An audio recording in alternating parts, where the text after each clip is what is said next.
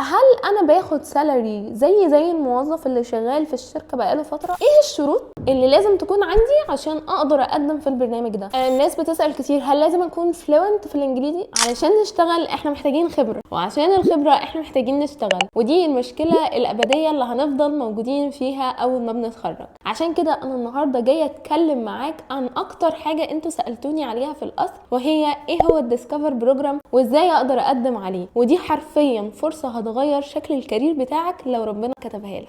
ايه اللي يخليني اختار فويس؟ او ايه هي فويس؟ فويس هي فودافون انتليجنت سوليوشن، عباره عن انها بتقدم شيرد سيرفيس. وطبعا فودافون غير فويس عشان ناس كتير بتتلخبط هل فودافون هي فويس؟ لا، بس الفرق طفيف، حاجه ما تهمناش قوي يعني. كل الموضوع ان فودافون عندها المنتج وفويس هي اللي هتقدم لها السيرفيس من ناحيه بقى الانجينيرنج ومن ناحيه البي تو بي ومن ناحيه كل حاجه فويس هي اللي هتقدم لها. فالسيرفيس اوريدي هتبقى فويس، لكن الخدمه نفسها او البرودكت نفسه في فودافون. من الاخر ممكن نقول ان فويس هي الدراع اليمين بتاع فودافون. طبعا فويس شغال فيها اكتر من 30,000 موظف، بلس كمان هي موجوده في 10 دول حوالين العالم، فهي مش شركه صغيره، بالعكس هي شركه كبيره جدا. فانت متخيل كميه البيزنس او الاكسبيرينس اللي انت هتاخدها، وهتتعامل مع ناس في مختلف المجالات باختلاف اماكنهم، باختلاف ثقافتهم، باختلاف كل حاجه حرفيا. فطبعا احنا مش محتاجين ندخل في ده بالتفاصيل. تعالوا بقى نتكلم عن البروجرام نفسه. البروجرام نفسه هو مدته 2 سنين كاملين، بتدخل الشركه زيك زي اي موظف عادي جدا، وبتعدي بكل الانترفيوهات عادي جدا برضو. وفي السنتين دول انت ما بتبقاش في حاجه واحده بس، انت بتعدي على اكتر من تيم، اكتر من خدمه، عشان انت في الاخر بعد السنتين دول لو ان شاء الله اثبتت كفاءتك واثبتت ان انت فعلا تقدر تكمل معانا في الشركه، ففي الوقت ده انت بتختار وقتها انت حبيت ايه وايه المجال اللي انت حابب تكمل فيه. هو من الاخر اسمه ديسكفر، يعني انت بتكتشف نفسك وبتكتشف المجالات وبتكتشف انت هتكمل في ايه. وصراحه دي ميزه، يعني انا واحده اصلا ما دخلتش من الديسكفر بروجرام، انا اشتغلت موظفه عادي جدا، ولكن البرنامج ده فعلا بيفيد الناس وبيدي فاليو مش طبيعيه لاي حد بيقدم فيه. طيب البرنامج زي ما قلت لك هو مدته 2 سنين، وكل 4-5 شهور بتبدا تغير التيمز اللي انت فيها. طبعا انت لو مش عايز، يعني انت لو حبيت التيم من اول مره كمل فيه عادي جدا، بس احنا بنتكلم لا، هو البرنامج بيبقى ماشي ازاي؟ انت بتلف على اكتر من تيم عشان انت تبدا تشوف الدنيا بتبقى ماشيه ازاي والانظمه عامله ازاي. وده طبعا مش كلامي انا، ما دخلتش زي ما قلت لكم، ده من كلام صحابي لما سالتهم، وده النظام اللي هم كانوا شغالين بيه. كمان انت بتدخل بتاخد تاسكات عادي جدا، بتحضر ميتنج عادي جدا زيك زي اي حد. مش معنى التدريب ان انت كده هتبقى حد بياخد مثلا كورس واقول لك روح ذاكره وارجع لي، لا، انت بتاخد تاسكات زيك زي اي موظف عادي جدا، بس طبعا ما بيبقاش عليك نفس اللود. احنا عارفين ان انت بيبقى ليك مكانه معينه في التعامل، من ناحيه ايه؟ من ناحيه ان انا حد لسه جديد مش فاهم انتوا ماشيين ازاي، مش فاهم التاسكات، يعني ايه جيرا اصلا اللي انتوا ماشيين بيه ده، يعني ايه الميتنجز اللي انتوا بتعملوها، وهكذا. فاحنا بنتعامل معاك على هذا الاساس طبيعي جدا، وبنبدا نهيئك، نديك الكورسات، نعرفك عن الشركه. كل ده بيحصل خلال السنتين. في خلال السنتين دول بيبداوا ياخدوا مستواك عامل ازاي في الشركه، ملتزم ولا مش ملتزم، فعلا الستوريز اللي انت بتاخدها والتاسكات اللي انت بتاخدها دي بتقدم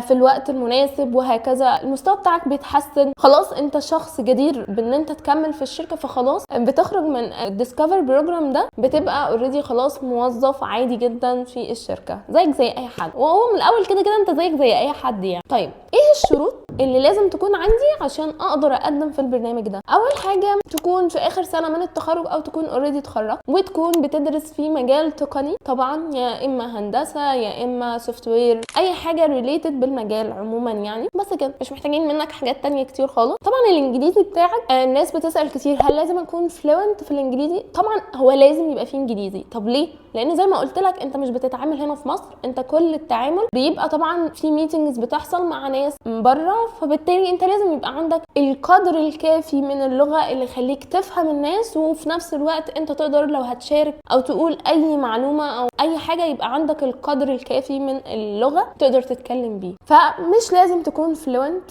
انت المهم تكون بتعرف تتكلم وتفهم اللي قدامك، بس مش اكتر ولا اقل. طيب هل الانترفيو بيكون بالانجليزي؟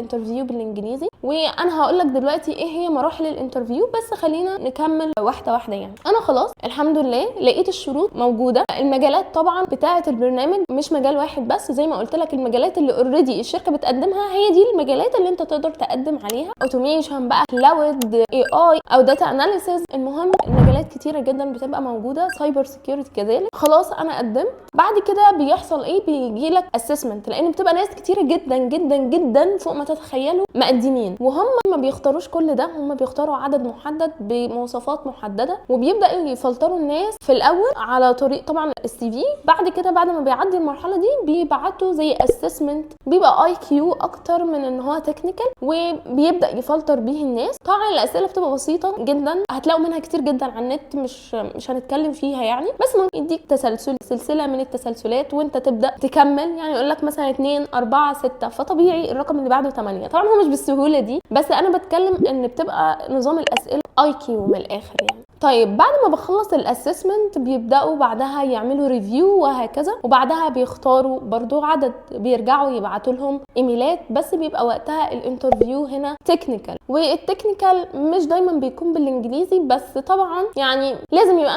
احنا كده اتفقنا لازم يبقى فيه انجليزي في التكنيكال. طبعا لما بتيجي تدخل على حسب التيم اللي انت مقدم فيه وعلى حسب اللي هيسالك بتبدا تتسال عادي جدا، وبيبقوا عاملين حسابهم ان انت شخص خريج.